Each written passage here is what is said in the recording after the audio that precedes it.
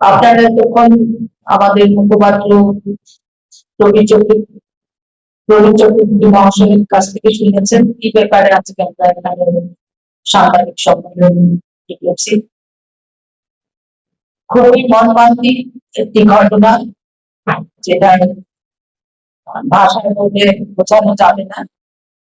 আজকে আমাদের ত্রিপুরা রাজ্যে যেভাবে 6 বছর বয়সী শিশুর থেকে শুরু করে 80 বছরের আবার বৃদ্ধ বনিতা যেভাবে ধর্ষিতা হচ্ছে, অত্যাচারিত হচ্ছে, শোষিত হচ্ছে, তারই আরেকটি নিদর্শন আমরা সচক্ষে দেখে এলাম।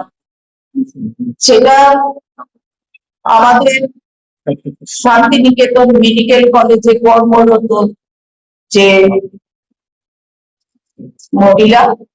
মহিলা বলবো না, যুবতী, তার বয়স মাত্র 22 বছর, সে ওইখানে কর্মরত ছিল এবং সপ্তাহখানি সে 9টা থেকে 5টা পর্যন্ত ডিউটি করে এসছে।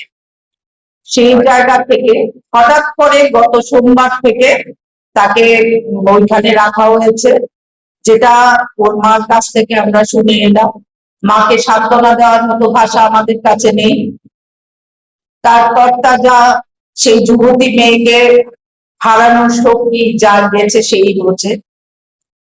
তার জন্য আমরা ত্রিপুরা প্রদেশ মহিলা কংগ্রেসের পক্ষ থেকে খুবই মর্মাহত এবং শোক সন্তপ্ত পরিবারকে বলবো ওরা যেন এটা থেকে রিকভারি করে ভগবানের কাছে এটাই প্রার্থনা করবো।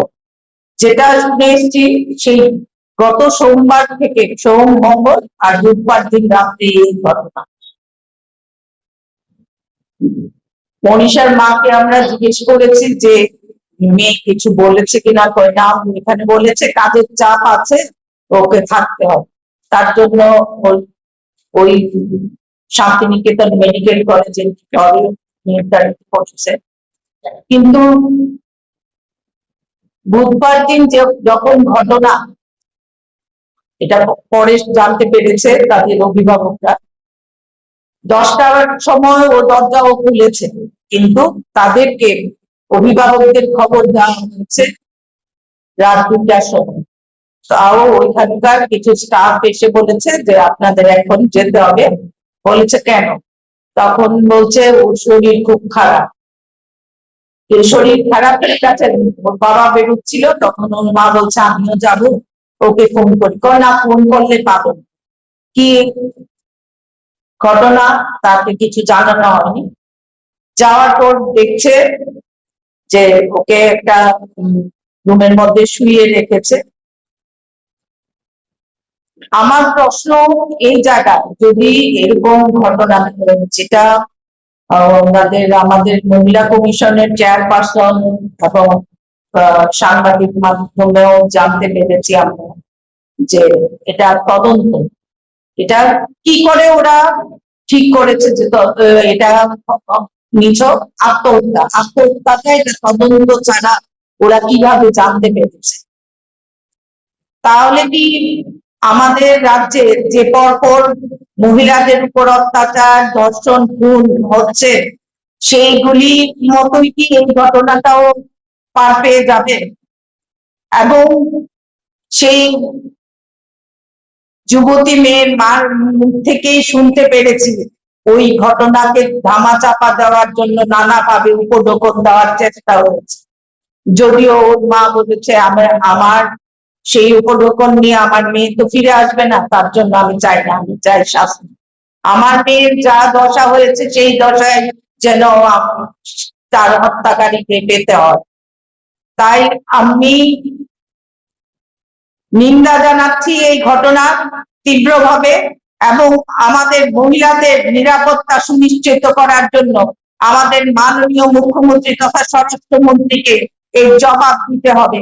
উনি ম্যাজিস্ট্রেট বিচার যে তদন্ত করতে বলেছেন সেটা আমরা মানি না, এবং হাইকোর্টে কর্মরত বিচারক দিয়েই যেন এটার তদন্ত হয়। কারণ এর আগেও উনি যে কতগুলি ম্যাজিস্ট্রেট তদন্ত দিয়েছেন সেটা আজ অব্দি আমরা কোনো রিপোর্ট পাইনি এবং জনসমক্ষে তুলে ধরা হয়নি। তার জন্য মাননীয় মুখ্যমন্ত্রীর কাছে আমরা আবেদন জানাচ্ছি, মহিলাদের নিরাপত্তা যদি দিতে না পারেন তাহলে আপনাদের এই শাসনের কোনো দরকার নেই, এবং জনগণ এটার যোগ্য জবাব আপনাদের আগামী দিন দেবে। তার জন্য আমরা 15 জুনের পর থেকে আমরা জানান দেব আমরা কবে থেকে কর্মসূচি নিচ্ছি, এবং আমরা 3 দল মিলে সেই মহিলাদের উপর যেভাবে অত্যাচার হচ্ছে তার প্রতিবাদ স্বরূপ আমরা সারা রাজ্যে আন্দোলন গড়ে তুলব।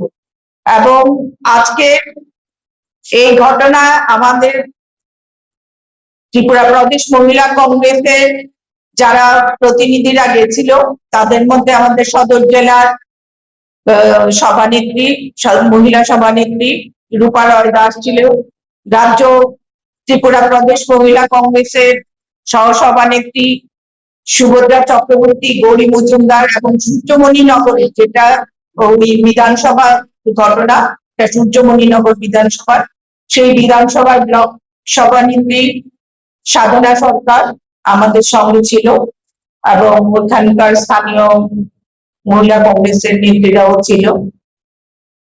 তাই আমি অতি সত্বর এটা বিচার চাই, এবং যতক্ষণ না সঠিক তদন্ত হচ্ছে ততদিন আমাদের এই লড়াই জারি থাকবে। ধন্যবাদ। এটা 15 জুনের পর আমরা জানাচ্ছি সবিস্তারে।